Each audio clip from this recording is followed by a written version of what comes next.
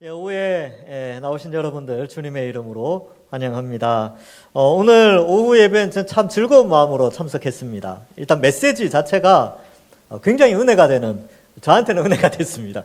원래 이제 설교자가 먼저 은혜 받아야 또 은혜를 나눌 수 있게 되죠. 또 올라왔는데 또 찬양을 하는데 너는 꽃이야 이런 찬양을 부르는 거예요. 그래서 이렇게 쭉 봤죠. 우리 성도님들 다 꽃보다 더 이쁘시더라고요. 그래서 진짜 꽃이다. 정말 이 세상, 지금 이제 겨울이라 꽃을 잘 못 보는데 교회 오니까 꽃이 보이는 거예요. 이 영적인 눈이 조금 있어야 이게 보입니다. 그래서 너무 아름다운 꽃들이 이 오후 예배 시간에 또 함께 나오셨구나 이런 생각을 해보고, 또 오늘 찬양, 첫 번째 찬양도 220장 우리 형제 안에서 서로 사랑하라라는 그런 찬양인데 은혜를 받고, 또 우리 일남전도 회원들 나와서 이 남성 중창단의 그 소리가 마음에 올 때 울림이 있습니다. 그래서 이 힘 있는 남성 중창단의 그 이 소리로 인하여 제가 또 은혜를 받게 되었습니다. 여러분, 이 귀한 오후 예배 시간에 이러한 은혜가, 제가 받은 은혜보다 말씀을 통하여 더 큰 은혜가 여러분들에게 넘치기를 간절히 소망합니다. 우리 다시 한번 좌우에 계신 분들에게 당신은 꽃보다 이쁩니다 이렇게 한번 이야기해 볼까요? 당신은 꽃보다 이쁩니다.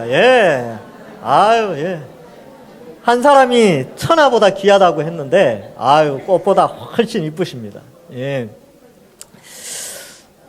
기대됩니다. 여러분, 나중에 예수님 다시 오셔서 우리 몸이 영광스러운 몸으로 부활하지 않습니까? 그죠? 그때 되면 얼마나 더 이쁘겠습니까? 얼마나 더 아름다운 모습으로 부활체로 변화되겠습니까? 그때를 소망하시면서 또 오늘 말씀을 통하여 은혜 받기를 간절히 소망합니다.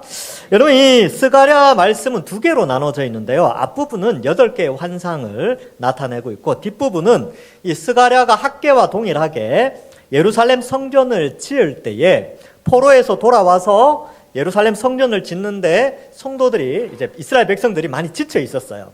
그래서 하나님께서 특별히 이 시대에는 두 사람의 선지자를 세워서 성전을 짓도록 합니다. 학개를 세웠고요. 그 다음에 스가랴를 세우게 됐죠. 그래서 스가랴가 이 하나님의 성전을 잘 세울 수 있도록, 그래서 성전을 세우는 초기에는 학개의 메시지가 아주 강력하게 선포되고요. 한 2년쯤 지났을 때에 성도들이 또 지쳤어요. 이 성전을 짓는데 4년 6개월이 걸렸거든요. 근데 이 4년 동안 우리가 지금 이 대수성 공사도 지금 2년 하는데 얼마나 지칩니까? 지치는데 성전을 짓는 데는 4년 6개월이 걸렸어요.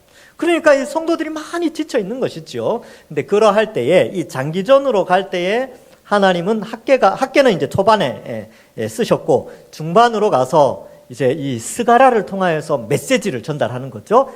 너희들 성전 지으면 얼마나 좋은지 알아? 성전을 지으면 이런 미래가 열릴 거야 라고 기록한 내용이 스가랴 8장입니다. 그래서 앞부분의 내용도 굉장히 은혜가 되고요. 오늘 읽은 이 말씀도 은혜의 말씀이죠. 성전을 지어야 되는, 많이 지쳐있고 힘들지만 이 성전을 짓고 나면 하나님이 얼마나 큰 축복을 주시는가를 말씀해 주고 있습니다. 여러분, 역사는 다 비슷한 것 같아요.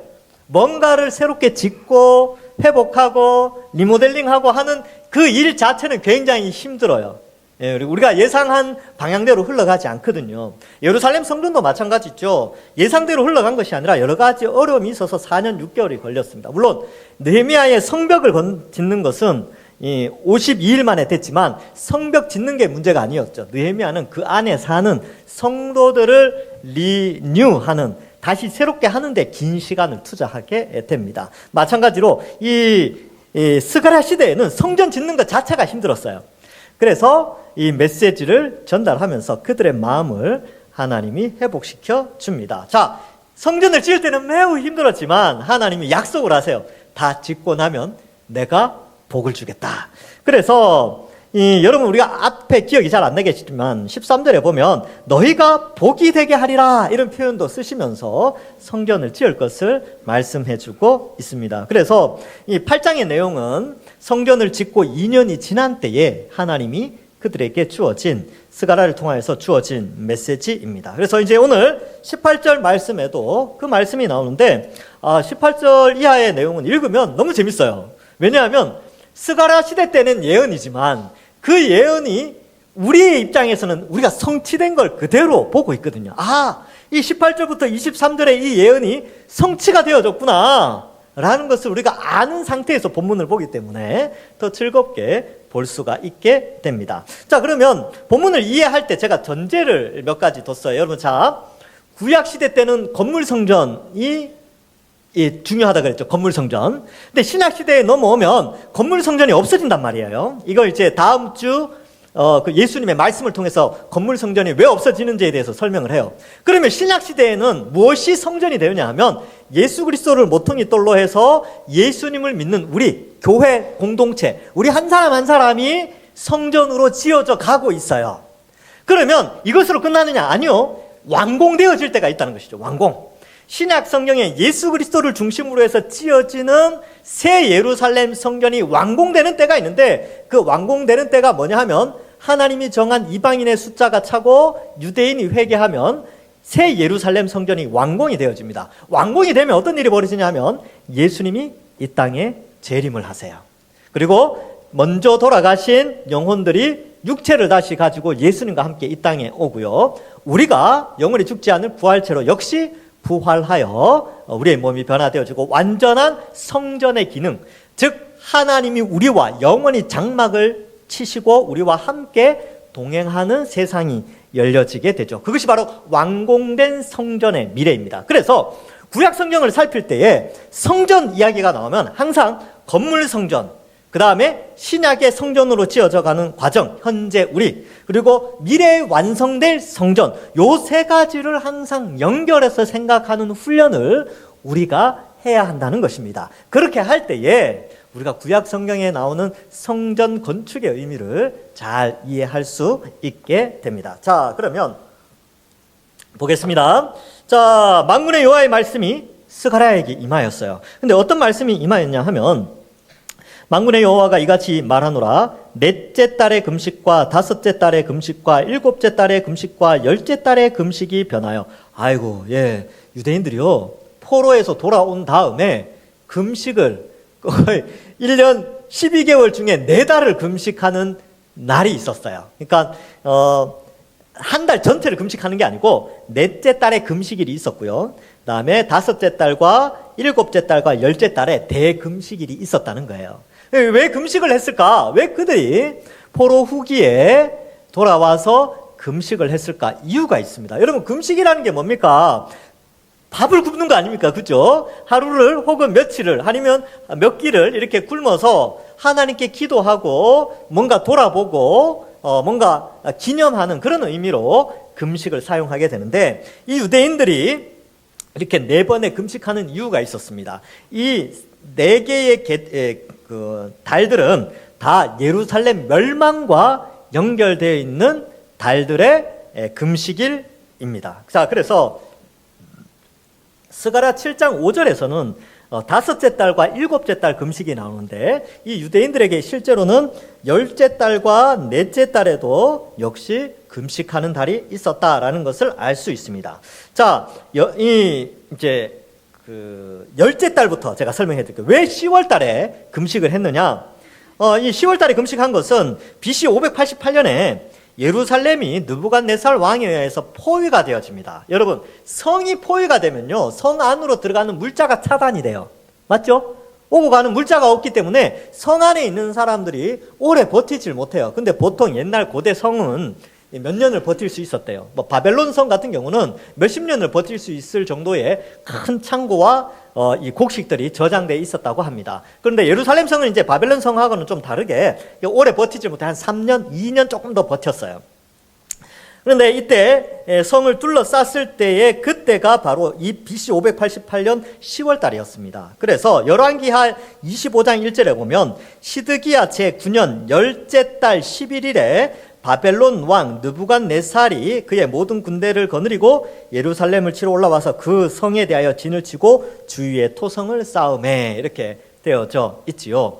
자, 그래서 이 10월 달에 금식하는 이유는 이 바벨론 느부갓네살 왕이 예루살렘을 둘러쌌기 때문에 그날을 기념하기 위해서 금식을 하게 됩니다.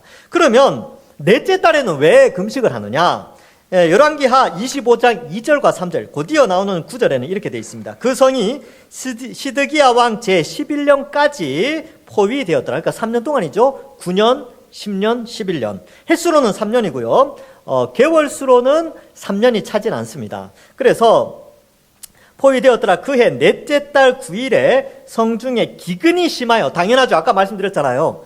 물자가 다 동이 났어요. 그러니까 성 안에 곡식을 쌓아 놓은 것이 2년 조금 더 버틴 거죠. 2년 정도를. 2년 버티고 드디어 기근이 들기 시작한 거예요. 먹을 게 없는 것이죠. 기근이 심하여 그 땅 백성의 양식이 떨어졌더라. 시드기야 제11년 넷째 달 9째 날에 성이 함락되어집니다. 여러분, 먹을 게 없으면요, 기근에 시달리다가 결국은 함락되어지죠. 왜냐하면 전투를 하려면 먹고 힘을 내야 되는데 아사자가 속출하는데 어떻게 성을 지킬 수 있겠습니까? 그래서 넷째 달에 성이 함락되어져요. 그래서 예루살렘이 점령이 되어지는 달이 넷째 달입니다. 그래서 4월 달에 금식을 하는 거예요. 자, 10월 달에는 포위가 되었죠. 시드기야 9년에. 시드기야 11년 4월에 이제 그 함락이 되어지죠. 그러니까 따져보면 2년이 채 안 돼요. 2년이 채 안 되는 동안에 결국은 성이 함락되어지고 맙니다. 횟수로는 3년이지만 2년이 채 못 되지 않게 함락되어지게 되고요. 열왕기하 25장 8절과 9절에 보면 바벨론 왕 느부갓네살 19째 해 5월 7일에 5월달 있죠. 바벨론 왕의 신복 12대장 느부사라단이 예루살렘에 이르러 여호와의 성전과 왕궁을 불사르고 예루살렘의 모든 집을 귀인의 집까지 불살랐으며. 자, 이제 성이 함락이 됐어요. 그런데 성전은 그대로 있었단 말이죠. 성전이 있었는데 느부사라단이라는 시위대장이 와서 성전과 왕궁을 다 불살질러 버리는데 그때가 5월 달이에요. 그래서 5월 달에 그래서 또 금식을 하게 됩니다.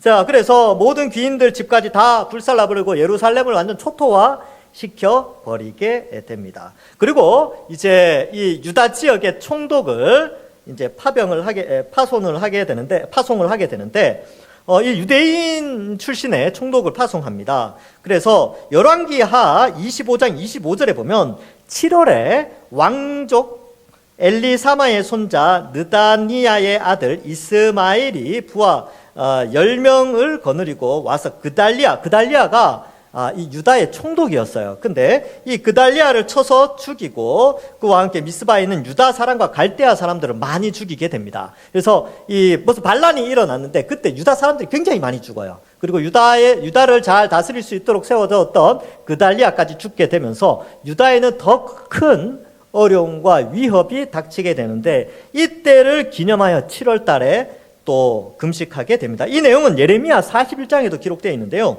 예레미야 41장 1절과 2절에 일곱째 달에 왕의 종친 이렇게 되어 있죠.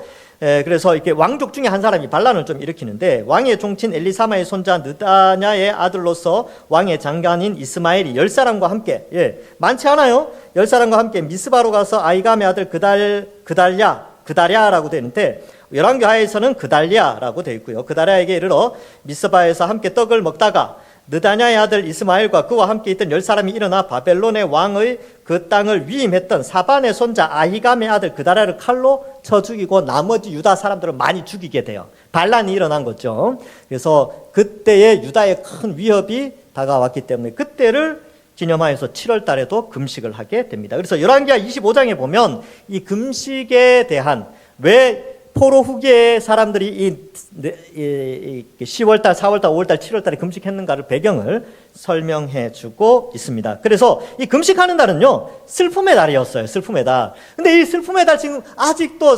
그 포로에서 돌아오고 성전을 짓고 성전을 짓는 2년차가 되었는데도 이때도 금식을 하고 있었던 거예요. 근데 하나님이 스가랴를 통해서 이제 너희 금식하지 말라는 것이죠.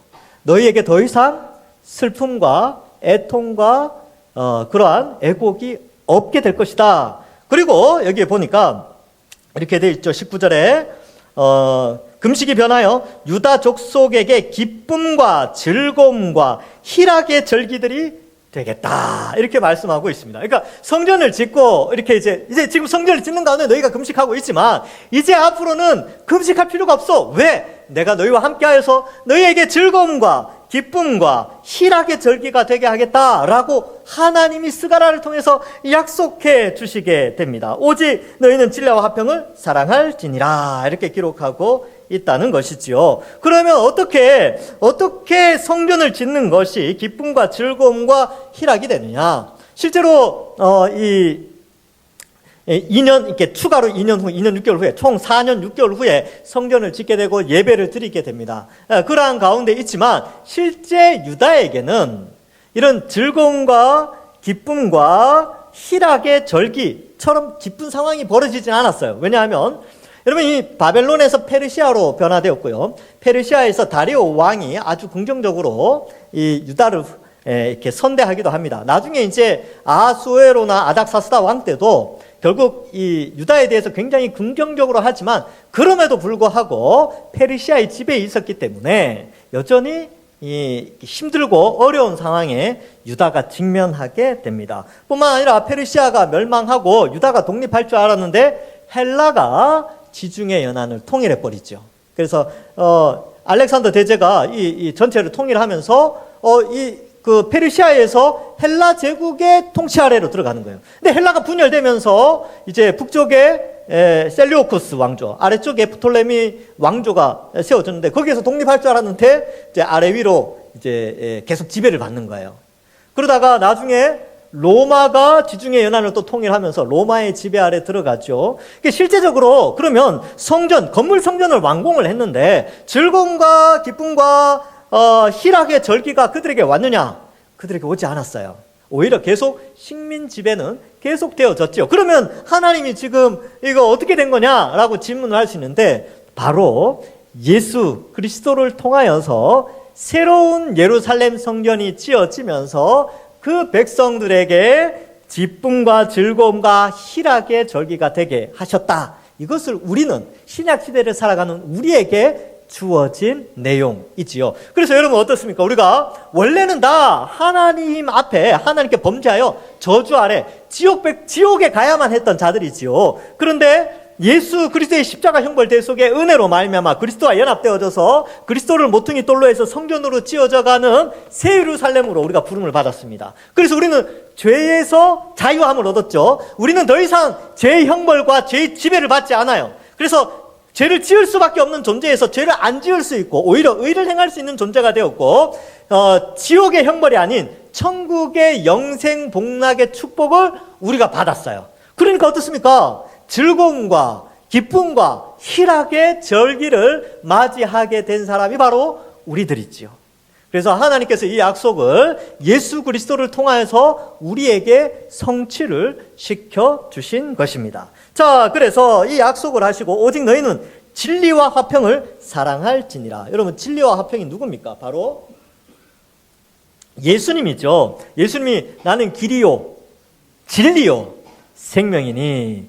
그래서 예수님이 진리 되시죠. 진리가 뭡니까? 참진자의 이치 리자거든요. 어떤 참된 이치냐면 영생 복락을 누리는 하나님께로 가는 참된 이치는 예수 그리스도 외에는 없습니다. 그래서 여기서 진리, 에메트라는 단어, 그 히브리어는 바로 예수 그리스도를 가르치는 거예요. 가르치고 있는 겁니다. 그래서 예수님을 사랑하고 또 평화의 왕으로 오셨잖아요. 하늘에는 영광이요, 땅에는 기뻐하심을 입은 사람들 중에 평화로다.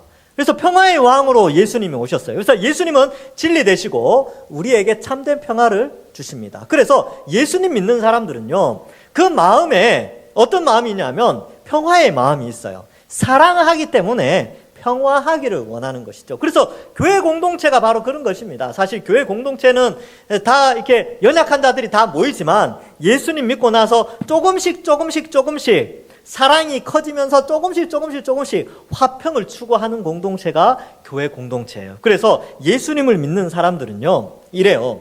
제가 이제 예전에 에베소서 할 때도 설명을 해드렸는데 성령이 우리 속에 있기 때문에 성령이 우리에게 어떤 방향성을 가르쳐 주냐 하면 하나 되게 하심을 가르쳐 줘요. 그래서 성령의 하나 되게 하신 것을 힘써 지키라라고 되어 있는데 그 하나 되게 하시는 것이 바로 이 화평함이거든요. 그래서 예수 믿는 사람들은요, 누군가 이렇게 갈등이 있잖아요. 제가 오늘 누구랑 A라는 성도와 싸웠다.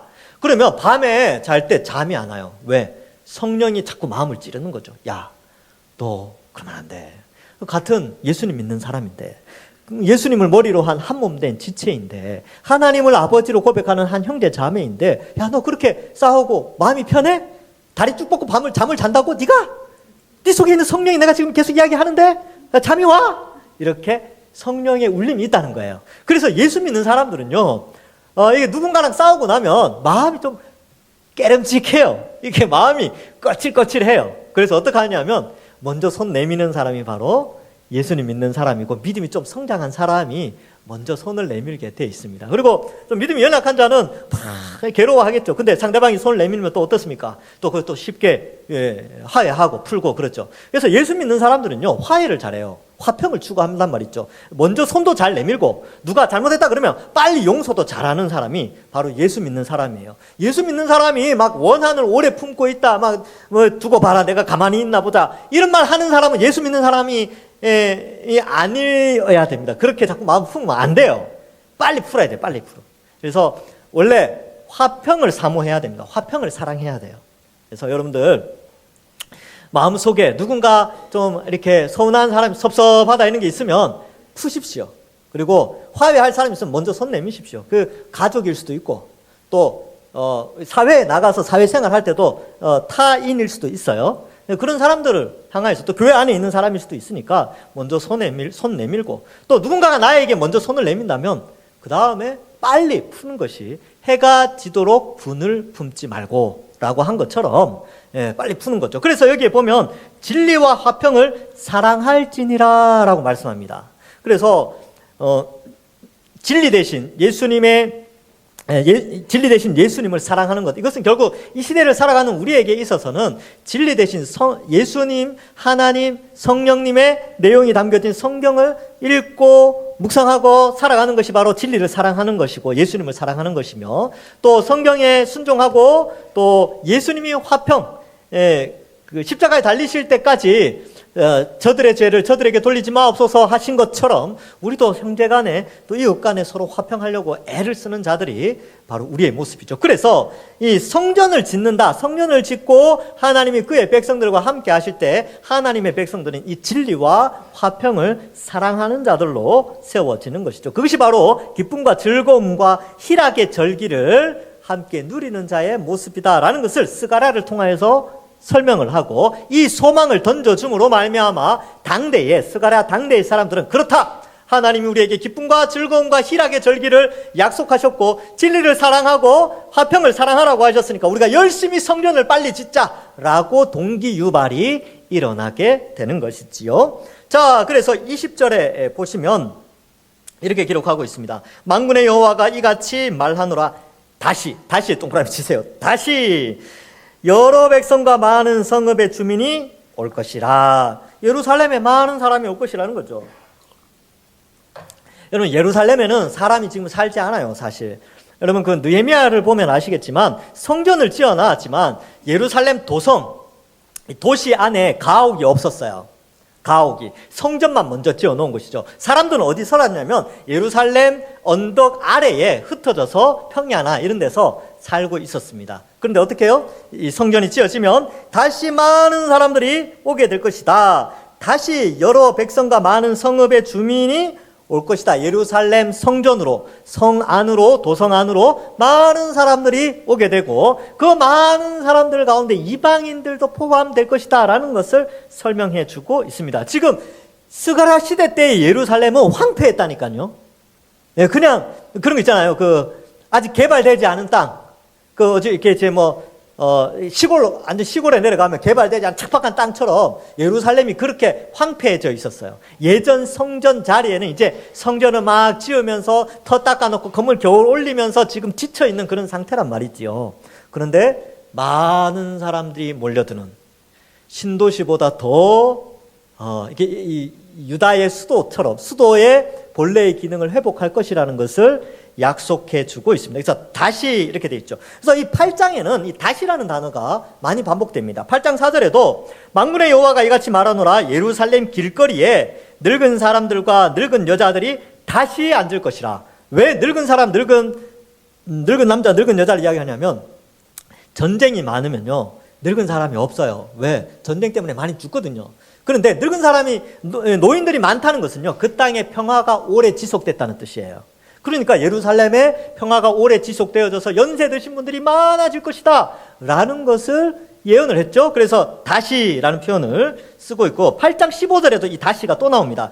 이제 내가 다시 예루살렘과 유다 족속에게 은혜를 베풀기로 뜻하였나니. 이 표현 참 멋지지 않습니까? 다시 은혜를 베풀기로 약속하셨대요. 이 은혜가 우리 동산교회에 넘치기를 간절히 소망합니다. 네, 다시 한번 하나님, 이 80년대 90년대 그 성장하던 한국교회의 그 은혜가 우리 동산교회 올 한 해 넘쳐나면 얼마나 기쁘겠습니까? 이 은혜가 넘치기를 하나님 다시 우리에게 은혜를. 그래서 어떻게 했습니까? 주께서 일어나 긍휼과 은혜를 베푸시는 해로 우리가 다시 한번 기억하는 것이지요. 그리고 오늘 말씀에 다시 예루살렘과 유다 족속의 은혜, 다시 여러 백성과 많은 성읍의 주민들이 올 것이라. 그러니까 도시가 발전하려면요, 사람이 많아야 돼요. 그렇죠? 유동인구가 많아야 도시가 발전할 거 아닙니까? 그것에 대해서 말씀해 주고 있습니다. 여러 백성과 여러 성읍들이 와서 뭐 하겠습니까? 예루살렘에서 예배 드리겠죠. 예루살렘에 성전이 있으니까. 성전을 빨리 지어야 되는 이유가 거기 있는 거예요. 와서 예배 드리는 수많은 사람들이 와서 예배 드릴 거니까 빨리 성전을 지어라 라는 것이고, 거기에는 여러 이방 민족들도 오게 되어집니다. 어쩌면 이 메시지는요, 창세기 12장 3절의 메시지가 성취되어지는 메시지지요. 거기에 너는 이제 아브라함에게 하나님이 약속하시죠. 너를 축복하는 자에게는 내가 복을 내리고 너를 저주하는 자에게는 내가 저주하리니 땅의 모든 족속이 민족이 너로 말미암아 복을 얻을 것이니라 하신지라. 근데 이 예언이 어떻게 성취되어지느냐 하면 예루살em 성전이 지어지면 많은 민족들이 예루살렘으로 올라와서 복을 받게 될 것이다 라는 것을 여기에서, 즉 아브라함에게 언약하셨던 축복이 성전을 다 지으면 완공이 이게 성취가 될 것이다 라는 것을 말씀해 주고 있습니다. 이것은 신약시대에 완전히 예수 그리스도를 통하여서 성취가 되어졌죠. 그래서 우리 다 이방인들 아닙니까? 그죠? 우리가 예수 그리스도를 믿음으로 말미암아 새로운 새 예루살렘 성전이요 새 예루살렘 백성으로서 우리가 예루살렘 백성으로 살아가게 되어졌습니다. 그래서 이 예루살렘에서는요, 이 예루살렘이라는 이 상징적 단어에는 하나님의 임재, 하나님의 통치, 하나님과 그의 백성과의 교제, 이러한 개념이 나타나는데, 그것이 바로 예수 그리스도를 통하여 예수님을 믿는 자들을 통하여서 성취가 되어집니다. 자, 그래서 이미 이 예언은 이루어졌어요. 그러나 아직 완성되진 않았죠. 나중에 이제 예수님 재림하시면 완성되어져서 완성된 성전, 우리가 다 성전이죠. 하나님과 함께 하면서 이 복을 누리게 됩니다. 자, 그래서 이사야 2장 3절에는 이 예루살렘에 대한 영광스러움을 이렇게 표현하고 있습니다. 많은 백성이 가며 이르기를 오라 우리가 여호와의 산에 오르며, 이게 많은 백성은 이방인들을 다 포함하고 있어요. 우리가 여호와의 산에 오르며 야곱의 하나님의 전에 이르자. 그가 그의 길을 우리에게 가르치실 것이라. 우리가 그 길로 행하리라 하리니 이는 율법이 시온에서부터 나올 것이요 여호와의 말씀이 예루살렘에서부터 나올 것임이니라. 예수님을 통하여 하나님이 말씀을 선포하시는데, 이방인들이 자 우리가 예루살렘으로 올라가자. 예루살렘에 가면 하나님이 어떻게 해요? 율법을 가르치고 말씀을 나타내실 것이다 라는 것을 구약시대에 이렇게 예언을 했단 말이죠. 근데 이 예언이 신약시대에 예수님을 믿는 우리 새 예루살렘인 우리에게 성취가 되어졌어요. 어떻게 해요? 지금 시대의 성령이 우리 속에서 성경 말씀을 통하여 말씀을 가르쳐 주시고 인도하시죠. 그래서 우리가, 이 교회가 바로 새 예루살렘의 공동체를 형성하고 있는 것입니다. 그래서 많은 사람들이 교회로 오면 교회를 통해서 하나님의 율법, 하나님의 말씀을 듣고 배울 수 있게 되는 것이지요.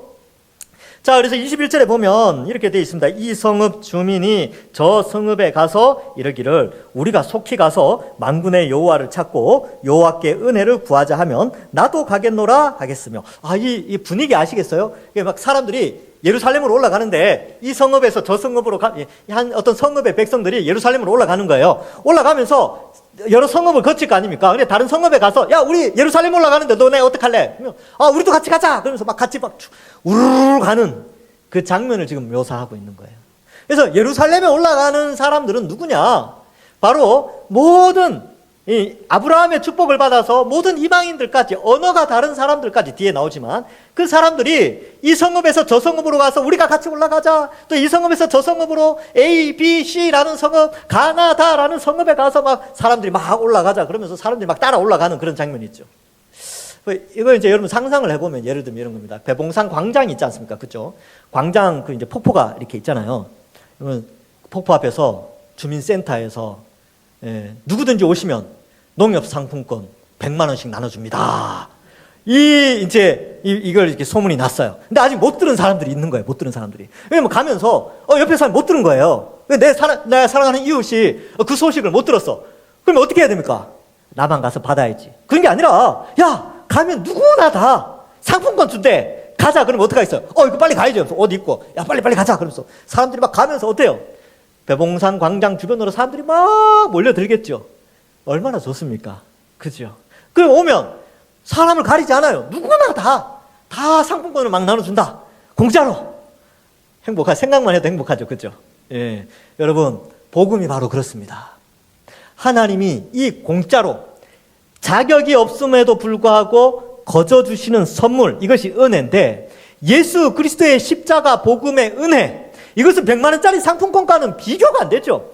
영원한 하나님 나라의 복락을 우리에게 공짜로 거저 주신다고 하는데, 우리가 어떻게 가만히 있을 수 있겠습니까? 바로 그 예루살렘으로, 그 복음이 있는 그 장소로 우리가 가게 되는 것이죠. 가는데 어떻게 가느냐? 혼자만 가는 것이 아니고, 아직 그 소식을 모르는 사람들에게 전달하면서 야, 같이 가자! 라고 해서 그들을 끌고 같이 가는 그 장면을 우리에게 말씀해주고 있는 것이죠. 그래서 여러분들도 끌려나온 사람들이에요. 사실 끌려나왔다기보다는 그 소식 듣고, 이야, 그렇게 좋은 소식이 있어, 나도 가야지 하고 짐 챙겨서 나온 사람들이 여러분들입니다.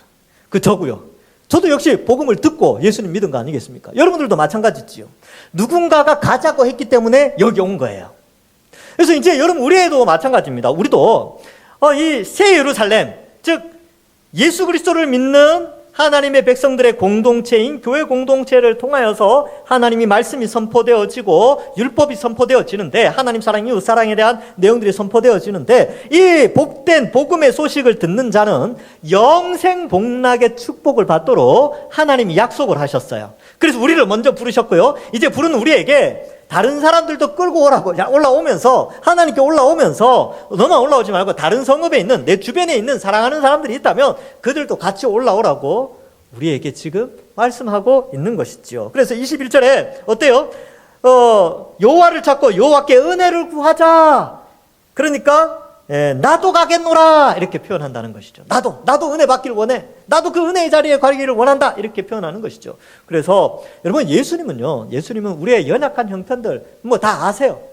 그래서 우리는 어때요? 담대함을 가지고 은혜의 자리로 나아가는 것이에요.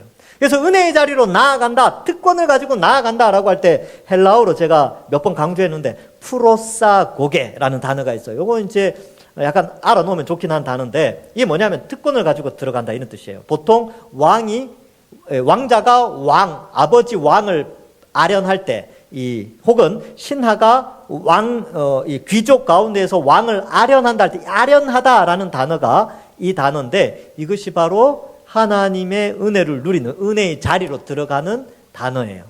우리 모두는 다 그 특권을 가지고 여기에 있는 것입니다.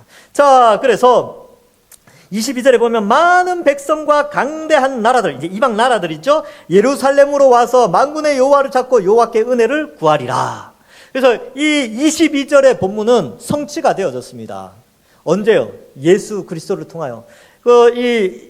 다리오 시대 때 성전이 완공되고 나서 예수님, AD 70년에 성전이 무너질 때까지 사실 22절은 성취된 게 아니죠. 이렇게 역사적으로 보면 이것은 안 이루어졌어요. 근데 신약시대를 살아가는 우리는 22절이 성취됐다는 걸 알죠. 어떻게 해요? 예수님을 통하여 새로운 예루살렘인 우리가 형성되어졌고, 아무리 강대한 나라도 복음을 막으려고 했지만 막을 수가 없었어요. 여러분, 베트남도 그렇고 중국도 마찬가지죠. 공산 정권이 들어서서 야, 기독교는 이제 끝났다라고 했는데, 이 WTO라는 이제 무역기구가 생기면서 거기에 가입하려면 베트남이 그랬대요. 종교의 자유가 허락되지 않으면 너희에게 경제적 자유도 허락하지 않겠다. 이 개념으로 WTO의 가입 조건이 종교의 자유였대요. 그래서 베트남이 공산화되고 이제 다시 WTO에 가입하려고 하다 보니까 종교를 공인하려고 한 거예요. 그런데 생각을 한 거죠. 기독교 다 없어졌는데, 공산 정권 아래 다 없어졌는데 뭐 하고 이제 종교 자유를 딱 허락했는데 세상에 숨어있던 기독교인들이 엄청나게 많았던 거예요. 그러니까 아무리 강력한 정치 제도, 뭐 공산 정권, 뭐 그죠, 이런 것들이 막 기독교를 억압해서 했는데 나중에 알고 보니까 이게 이기질 못하는 거예요. 하나님의 이 능력을 이길 수가 없는 것이죠. 그래서 아무리 강대한 나라들도 이 복음을 막을 수가 없습니다. 그래서 강대한 나라들의 백성들까지도 다 하나님께로 돌아오는 역사가 생겨나게 되었죠. 그래서 여러분, 지난 100년 동안 성교 역사 중에 지난 100년 동안 정말 인류 역사에 있을 수 없는 일들이 엄청나게 많이 일어났어요. 진짜 지난 100년, 130-40년이 놀라운 선교의 인류 역사 속에 놀라운 현상이 많이 일어났습니다. 주님 오실 때가 다 돼가는 것 같아요. 자, 어쨌든 그래서 여호와를 찾고 은혜를 구하리라 이렇게 됐고, 23절에 만군의 여호와가 이같이 말하노라. 그날에는 말이 다른 이방 백성, 우리 다 말 다른 사람, 우리는 한국말 쓰는데 뭐 우리 가까운 일본, 중국, 또 어디요, 러시아, 뭐 미국, 다 언어가 달라요. 언어가. 근데 언어가 다 다른 이방 백성 10명이 유다 사람 하나의 옷자락을 잡죠. 왜? 같이 가자고. 야, 너네만 예루살렘 가냐? 우리도 같이 가자! 하고 10명의 이방인들이 한 명의 유다 사람을 붙잡을 것이다 라는 것을 말하고 있습니다. 여러분, 이 표현은요, 유대인으로 말미암아 구원이 일어난다는 것에 대한 그러한 메시지를 전달하고 있습니다. 그래서 요한복음 4장 22절에 보면 예수님도 이 말씀을 하시죠. 너희는 알지 못하는 것을 예배하고 우리는 아는 것을 예배하노니 이는 구원이 유대인에게서 남이라. 예수님이 수가성 여인에게 했던 말이에요. 그래서 사마리아 여인은 그에게 구원은 유대인에게서 난다. 유대인에서 난다는 게 유대인부터 시작되어져서 퍼져나간다는 것이죠. 그래서 사도행전 1장 8절에 오직 성령이 너희에게 임하시면 너희가 권능을 받고 예루살렘과 온 유대와 사마리아와 땅끝까지 이르러 내 증인이 되리라 하시니라.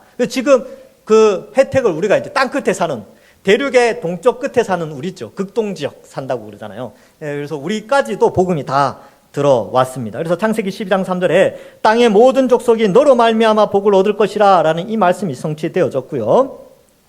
뭐 이 내용을 갈라디아서 3장 8절 9절에도 모든 이방인이 너로 말미암아 복을 받으리라 하였다는 이 창세기 12장 3절을 인용하여서 이것이 지금 성취되어졌다라는 것을 우리에게 가르쳐 주고 있습니다. 그래서 23절에 보시면 옷자락을 잡을 것이라 곧 잡고 말하기를 하나님이 너희와 함께 하심을 들었나니 우리가 너희와 함께 가려 하리라 하시니라. 여러분, 하나님의 구원은요, 유대인과 이방인이 함께 구원받는 거예요.